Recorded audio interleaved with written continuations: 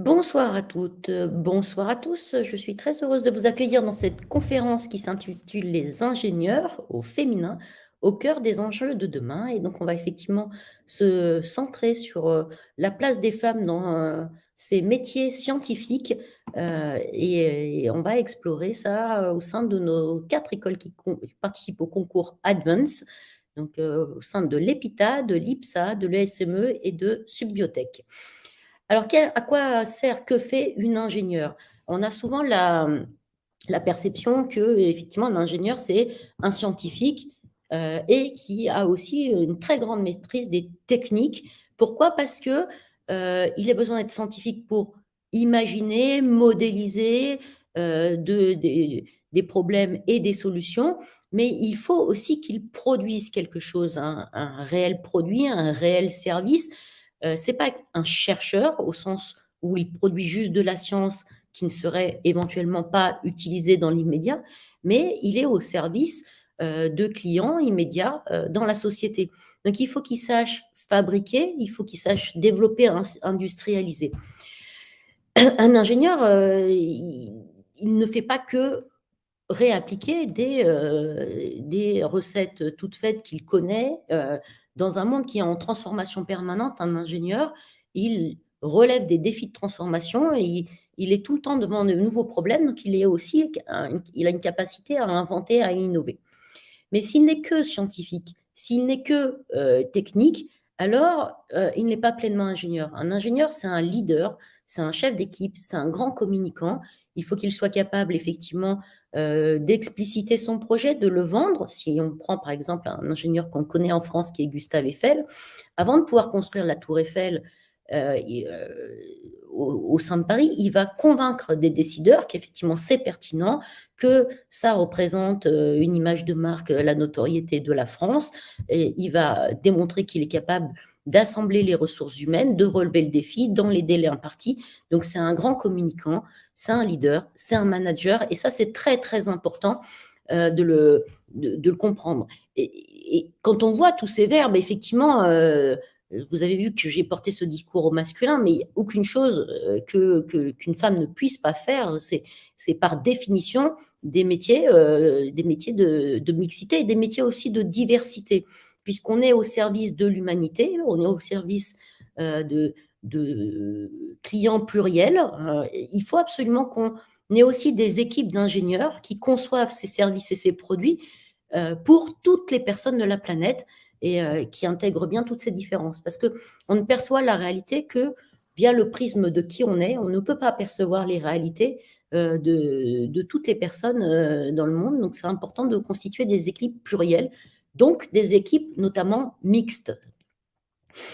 Ce qui est très important maintenant et qui est d'ailleurs très surveillé, très cadré par la commission des titres d'ingénieurs. Cette commission, c'est un organisme indépendant qui surveille les écoles d'ingénieurs et qui leur donne un cadre. La commission des titres d'ingénieurs a bien identifié ces 3 piliers qui sont les sciences, la technique et le management, et elle a ajouté ces dernières années l'intégration d'une conscience de notre rôle dans la transformation du monde. Donc, une conscience de la nécessité de protéger la planète. Donc, il faut intégrer effectivement les enjeux climatiques, le développement durable, la préservation des ressources. Et il faut protéger aussi l'humanité. C'est-à-dire qu'un ingénieur, il conçoit des produits et des services au service de l'humain et pas à l'encontre de l'humain. Et on a pu avoir des, des stratégies de développement qui étaient contre l'humanité, notamment tout ce qui était l'obsolescence programmée, ce qui est une hérésie, mais ce qui a eu lieu et on en subit encore les dégâts. Donc c'est extrêmement important aussi de comprendre ce rôle, et c'est en ce sens que euh, tous les métiers d'ingénieurs, qu'il s'agisse de l'informatique, qu'il s'agisse de l'aérospatiale, qu'il s'agisse des biotechnologies, intègrent des missions extrêmement importantes de transformation de la société et de relever les défis de transformation en intégrant les respects de l'humanité et les respects de la planète. Alors, qu'est-ce qu'on peut faire? Si on regarde un petit peu concrètement, on fait des focus sur quelques métiers. On a des ingénieurs de recherche qui travaillent sur le cancer. Comment est-ce qu'à partir des données, médicales, des images, médicales, comment est-ce qu'on va assister le médecin dans son diagnostic? Donc, on voit bien effectivement il s'agit juste de sauver des vies. Les enjeux qui sont, derrière ces métiers, c'est, comment est-ce qu'on fait en sorte, de mettre en place des méthodes de prévention et des nouveaux, diagnostics, pour sauver des vies. On peut avoir des ingénieurs en propulsion des avions, là, comment est-ce qu'on fait pour que nos avions soient moins consommateurs d'énergie? Est-ce que, un jour on sera capable de faire, voler des avions, qui consomment très, très peu d'énergie? On a les ingénieurs en développement logiciel, mais là encore, un logiciel, c'est pas, un logiciel est souvent au service de l'humanité. On peut par exemple, regarder les logiciels qui nous permettent, de nous assister dans notre navigation, pour aller d'un point A à un point B et ne pas tomber dans, des énormes embouteillages et saturer les routes, ce qui peut être effectivement, problématique, pour les interventions. Des ingénieurs en mécanique spatiale, des ingénieurs en robotique. La robotique, ça peut encore être une fois, comment je vais explorer les fonds sous-marins sans perturber la faune et la flore, mais pour mieux comprendre comment, fonctionne l'équilibre de notre planète. Des ingénieurs qualité qui vont effectivement vérifier que, les processus des entreprises sont bien respectés, que les normes qualité sont respectées, qu'on ne produit pas, des produits, par exemple dans les chaînes alimentaires, qui aient des défauts, qu'on ne rompe pas la chaîne du froid et cetera, des chefs de produits donc vous voyez, heu on pourrait faire une liste quasi infinie, des métiers d'ingénieur. Il y en a, une combinaison incroyable entre les domaines, économiques, les spécialités scientifiques, et les grands métiers transverses aux entreprises. Alors il y a quelques idées reçues sur le métier de l'ingénieur. On dit, et on a développé ça dans nos sociétés et c'est très culturel parce que c'est pas vrai dans toutes les sociétés. On dit: «C'est pas un métier fait pour les filles». Ou plutôt on pourrait dire pour les femmes et de fait, elles ne sont présentes qu'à hauteur de 30 dans les métiers d'ingénieur et ce 30 n'est qu'une moyenne. Elles vont être beaucoup plus présentes dans les métiers autour de, l'agroalimentaire, les biotech et elles seront plus que 11-12 dans les métiers de l'informatique. Dans le slide, qui décrivait les actions, les activités d'un ingénieur, il y a rien qui soit sexué. Inventé, c'est autant, dans les capacités des femmes que des hommes. Heu, Communiquer, c'est effectivement autant dans les capacités des femmes que des hommes. Donc c'est très étonnant. En fait, on construit des rôles modèles, soit a priori, soit a posteriori pour justifier nos déséquilibres. Mais ça n'a pas de sens. Si on regarde, par exemple, les métiers de l'informatique qui sont, très peu féminisés en France, et on va se projeter en Malaisie. En Malaisie, on est à peu près à l'équilibre entre les hommes et les femmes et les rôles modèles, les façons dont on explicite ça, sont tout aussi biaisés d'ailleurs que les explications qu'on donnerait nous dans nos pays. On dit on dit aux femmes en Malaisie: «C'est très bien l'informatique parce que c'est un métier qu'on peut faire en télétravail, donc vous pouvez élever vos enfants». Alors c'est bien, ça considère que soit les enfants n'ont pas de père, soit que les pères ne sont pas actifs dans l'éducation de leur enfant, c'est un premier biais. Deuxième biais, on leur explique que c'est bien parce que comme elles sont en télétravail, elles n'ont pas de trajet à faire et donc elles ne sont pas insécurisées, elles ne vont pas être agressées dans les transports. Peut-être qu'on pourrait faire en sorte que les gens soient en sécurité, c'est peut-être un droit fondamental. Après, on va expliquer qu'effectivement, c'est un métier avec un clavier et que comme les claviers, historiquement, c'est des métiers de secrétaire, a priori, ça peut leur convenir. Et enfin, on leur explique que c'est un métier qui n'est pas physique et que donc, effectivement, ça peut bien leur convenir. Là, moi, je peux relever, une incohérence, hein, parce que, quand on regarde, le taux de travaux des champs qui sont faits en Afrique par les femmes, c'est 60. Donc, même cet argument qui pourrait être le plus, acceptable, si on voulait, en fait, il est parfaitement réfutable.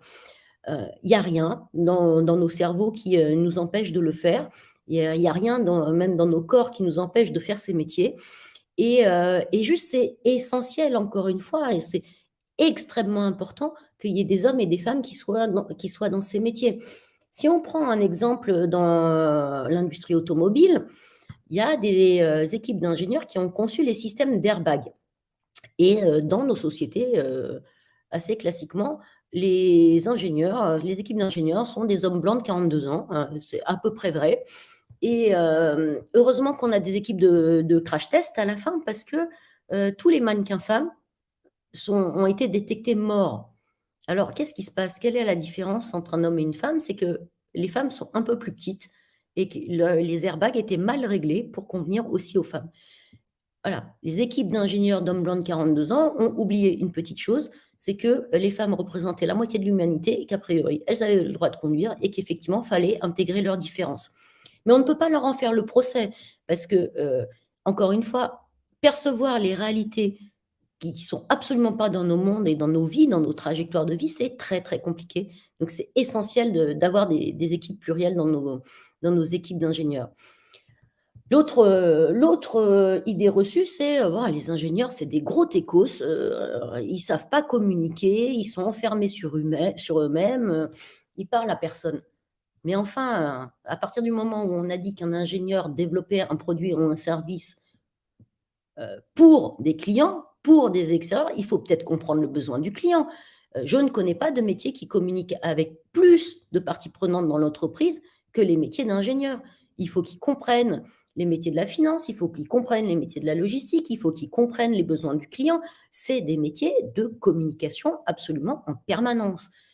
Et sont des managers, donc ils sont aussi en permanence en communication avec leur équipe pour les aligner sur les objectifs et avec leur management pour contribuer à la stratégie de l'entreprise. Donc c'est faux. Ils passent leur temps à communiquer, ils passent beaucoup de leur temps en réunion. Et de toute façon, ils travaillent seuls dans leur coin. Alors moi, je ne sais pas comment est-ce qu'on fait pour développer, construire un avion quand on est, ou concevoir un avion quand on est tout seul dans son coin. Il faut des centaines, des milliers d'ingénieurs et de techniciens et de managers et de concepteurs et de designers pour réaliser ces projets.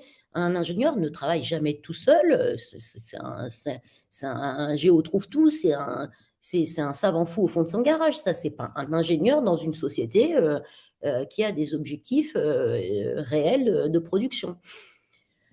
Et puis, la dernière idée reçue, c'est oh là là, c'est dur les études d'ingénieur. Oui, les études d'ingénieur, c'est exigeant. De toute façon, arriver à un bac plus 5, c'est exigeant. Ça demande de construire un parcours sur lequel, à partir des acquis de première année, on va construire les acquis de deuxième année, donc il faut qu'ils soient très solides, et puis ceux de troisième année, et puis ceux de quatrième année, et puis ceux de cinquième année. Mais allez demander aux étudiants en droit s'ils ne travaillent pas énormément, allez demander aux étudiants en médecine s'ils ne travaillent pas énormément. Ça fait partie des formations pour former des cadres responsables, autonomes, qui sont exigeantes et il n'y a rien de plus normal en fait. Alors, on a tendance à oublier, hein, comme dans l'histoire générale, mais on a tendance à oublier le rôle majeur des femmes ingénieures qui ont toujours fait avancer la science. Ça me fait penser on demandait à Marie Curie, qu'est-ce que ça fait que d'être mariée à un prix Nobel? Elle a répondu, mais demandez donc à mon mari. Et c'est étonnant quand même, parce que bon, on a un petit peu rectifié l'histoire depuis, mais à l'époque, on s'intéressait beaucoup plus à Pierre qu'à Marie. Et dans nos histoires autour de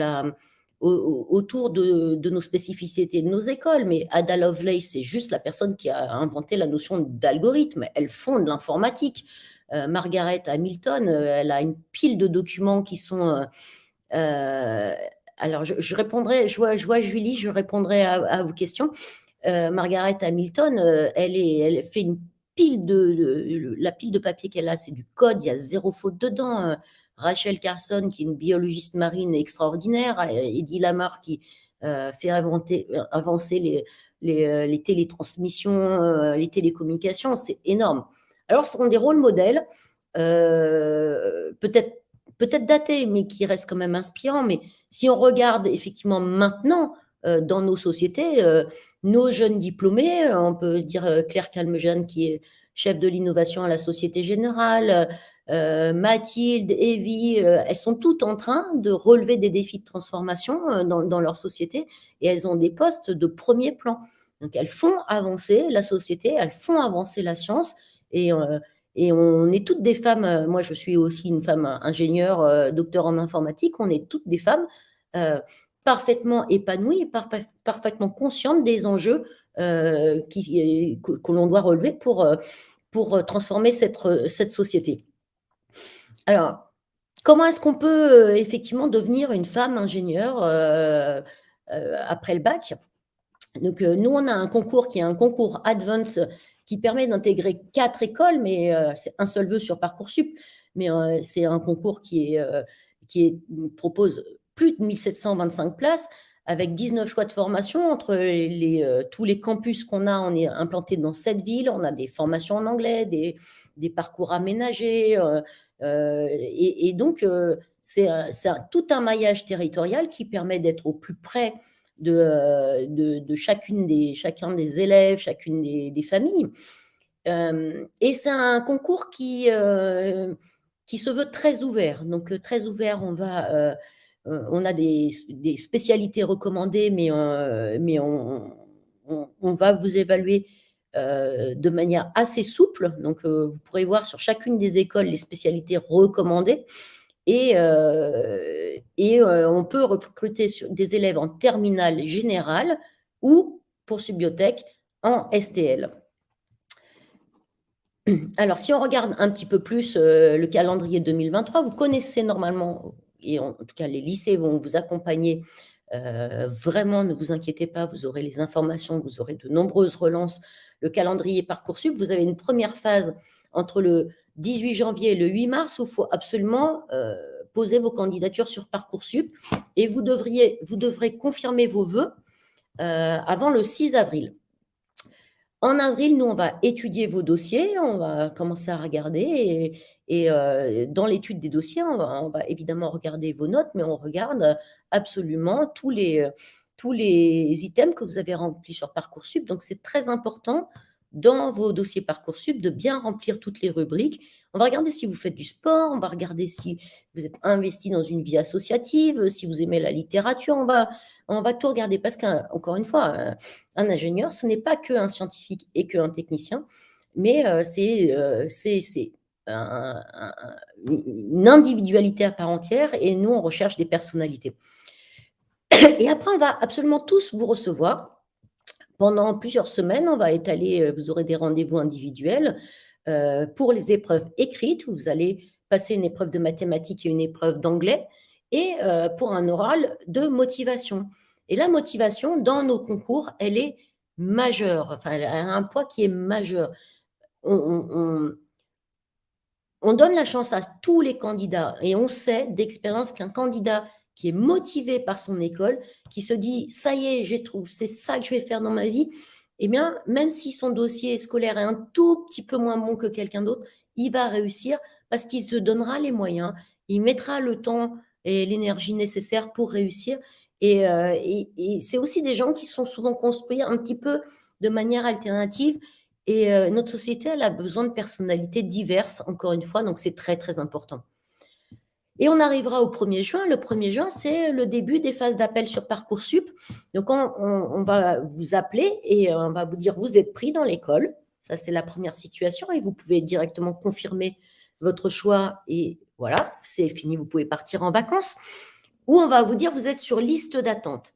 Ce qui est très important à comprendre, c'est qu'on ne met pas d'élèves sur liste d'attente si on n'a pas l'intention, si on ne pense pas que c'est une zone sur laquelle on peut aller dans nos appels. Je ne vais pas mettre dans mon classement des appelés des gens dont je sais que je ne les appellerai jamais, ça n'a pas d'intérêt. Donc, tant que vous êtes en liste d'attente sur votre école favorite, ne confirmez pas un autre vœu parce que c'est dommage. Et vous allez voir, les places, vous pouvez être 500e sur une liste d'attente, les places, elles se débloquent très, très vite parce que dès qu'un élève confirme un choix, il en libère dans plein d'autres écoles, il libère de très, très nombreuses positions. Donc, c'est important de vous donner le temps dans les procédures d'appel, de confirmer temporairement vos choix, de faire des oui mais tant que vous n'avez pas votre meilleure école. Alors, qu'est-ce qu'on a comme école dans ce concours? Vous aurez des JPO dans chacune des écoles. Et regardez les calendriers puisque toutes les écoles tiennent des JPO avant décembre. Et en l'occurrence, moi qui suis la directrice générale adjointe de l'EPITA, on en tient une à Paris samedi prochain. Donc, nos 4 écoles, elles ont des positionnements très variés et très complémentaires. L'EPITA, c'est la meilleure école d'ingénieurs du numérique en vrai. Et tout tient dans le en vrai, c'est-à-dire des très, très bonnes écoles d'ingénieurs du numérique, il y en a plein, mais à l'EPITA, on apprend à faire de l'informatique en vrai, à un niveau industriel, avec une qualité de développement et des outils de développement qui sont ceux qui sont utilisés en entreprise. Donc, c'est une école plus technique que les autres écoles d'ingénieurs du numérique et dont cette spécificité-là est reconnue par les entreprises. Vous avez le SME qui est une école généraliste. Elle s'adresse à des étudiants qui souhaitent aborder plusieurs domaines scientifiques et techniques et se spécialiser plus tard, mais avoir d'abord construit un profil large en mécanique, en cybersécurité, et ensuite les explorer et se spécialiser. L'IPSA, c'est l'école de l'aérospatiale et de l'aéronautique. Donc, c'est vraiment l'école des transports intelligents qui doit pleinement intégrer ces défis de transformation. C'est absolument passionnant. Comment est-ce qu'on respecte notre environnement en allant presque toujours plus loin? Et Subbiotech, c'est l'école des biotechnologies. Comment est-ce qu'on va créer de nouveaux médicaments? Comment est-ce qu'on va développer la vie sur une autre planète? Comment est-ce qu'on travaille dans les chaînes agroalimentaires, etc. Donc, vous voyez, ce sont 4 écoles avec des positionnements tout à fait complémentaires. Elles sont implantées dans 7 villes en France. Postuler à ces 4 écoles ne représente qu'un seul vœu, encore une fois, sur Parcoursup. Alors, pour ce qui est de la place des femmes, en particulier dans ces métiers d'ingénieur, on vous propose aussi le mercredi 8 février à 18h à l'ESME, au cœur de Paris, un live pour en mettre en lumière des rôles modèles et essayer de s'inspirer de ces rôles modèles et essayer d'imaginer comment est-ce qu'on peut devenir une femme ingénieure en France ou à l'international. Et donc, on aura le plaisir aussi de pouvoir vous retrouver le 8 février, 18h, 20h. Mais surveillez aussi tous les sites des écoles qui vous proposent de très, très, très nombreux rendez-vous pour parler de ces sujets. Et donc, j'ai tenté de faire un discours un petit peu court pour avoir le temps, effectivement, de répondre à vos questions que je n'ai pas encore lues. Alors, je vois qu'on vous répond au fur et à mesure. Merci à toutes les équipes. Alors, Julie, est-ce que les écoles font des choses particulières pour accueillir les filles? Absolument. C'est extrêmement important. Dès lors qu'on accepte que les filles sont une minorité dans nos écoles, il est important de donner les moyens à une minorité. Alors, qu'est-ce qu'on fait?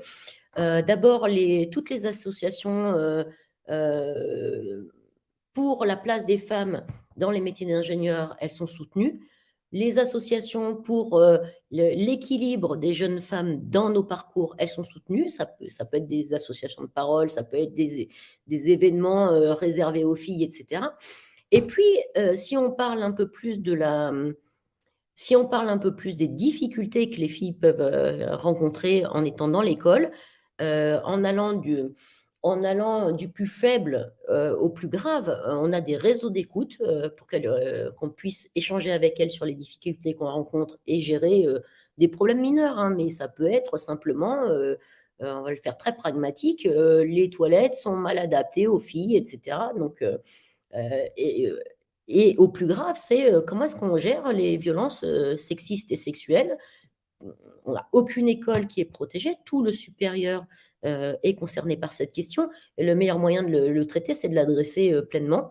Donc, effectivement, on met en place des plateformes, des signalements, des référents mixité, des référents harcèlement, dont le job est effectivement de gérer ces difficultés, de soutenir les victimes, de les accompagner et de trouver des solutions avec elles, avec eux, parce qu'il n'y a pas que les jeunes femmes qui sont concernées. Et puis enfin, on accompagne aussi les femmes sur comment les aider à reprendre confiance en elles ou à construire une confiance qui est au moins comparable à celle des hommes. Comment est-ce que les faire accepter qu'elles peuvent être les leaders, les leadeuses, les manageuses. Et donc, on va mettre en place des dispositifs pour consolider l'estime de soi et puis on va les obliger des fois à être au premier rang. Et ce qui est très sympa, c'est de voir que quand elles ont pris un rôle de chef de projet, de manageuse, et bien après, elles revendiquent qu'elles sont de très bonnes manageuses et qu'elles veulent continuer à endosser ces rôles. La prépa est un système purement français.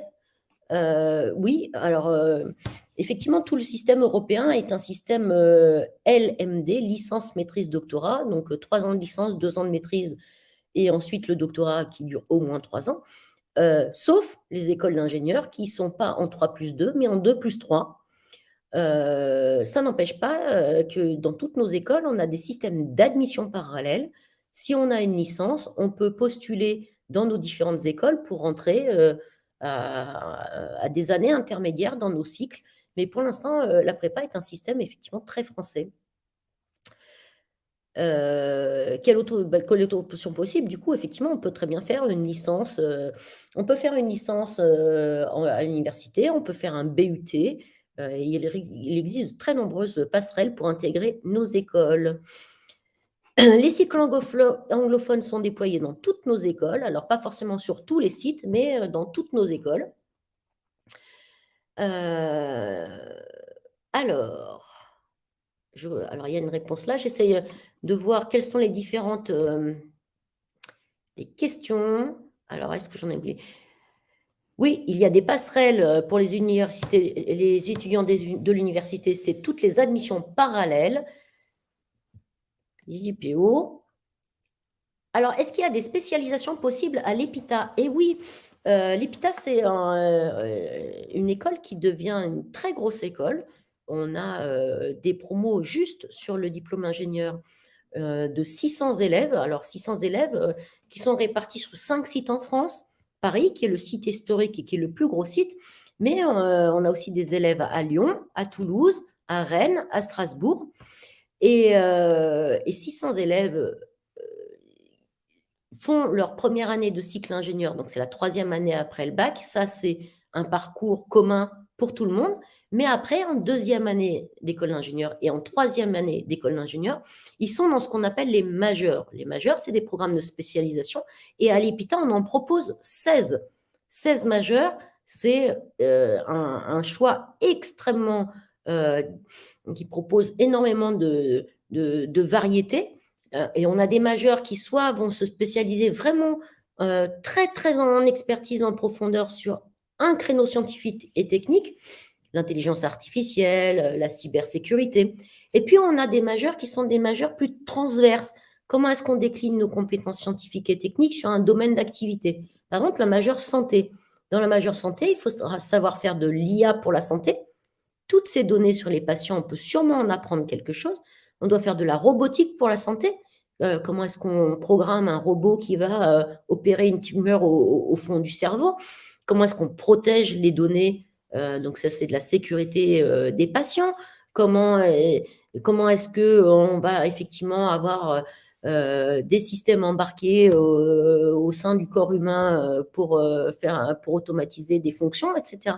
Donc 16 majeurs, je vous invite encore une fois soit à aller sur le site web des écoles, soit à venir en JPO, il y en a sur tous nos sites, mais vous pourrez découvrir toutes ces majeurs.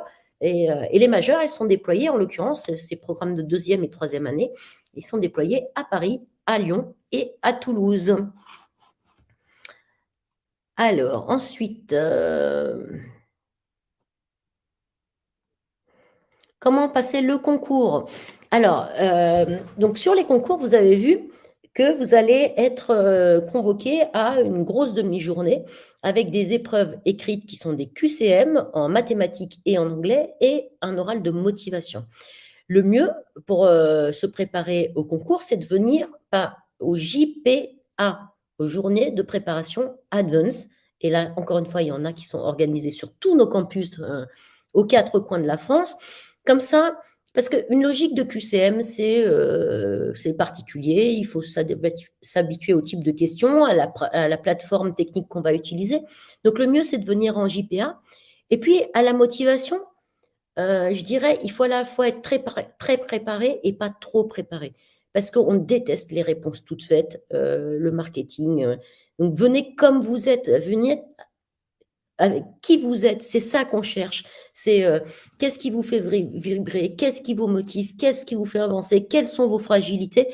Et vraiment, hem, on recrute des individus, on recrute des personnalités, pour lesquelles on sent qu'elles pourront complètement s'épanouir sur nos campus. Alors ensuite, n'étant pas à l'EPUBTA, je me vois ah oui, pardon, ça c'était une réponse. Hem, OK, donc les JPA.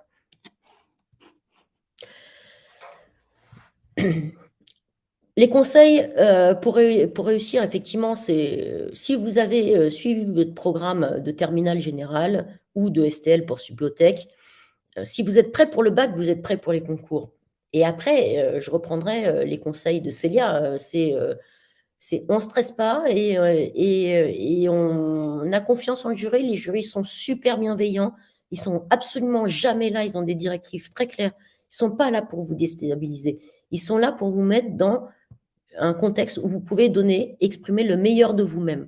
Donc, venez comme vous êtes, parlez de vous, ayez un tout petit peu réfléchi sur pourquoi vous postulez à cette école. Hein. Enfin, ce qu'on déteste dans les concours, ça c'est une évidence, mais ça arrive. Je vous fais une caricature, mais moi ça m'arrive des élèves, je leur dis mais pourquoi tu viens au concours? Et ils me disent bah, parce que mes parents m'ont obligé. Donc, vous voyez, ça existe.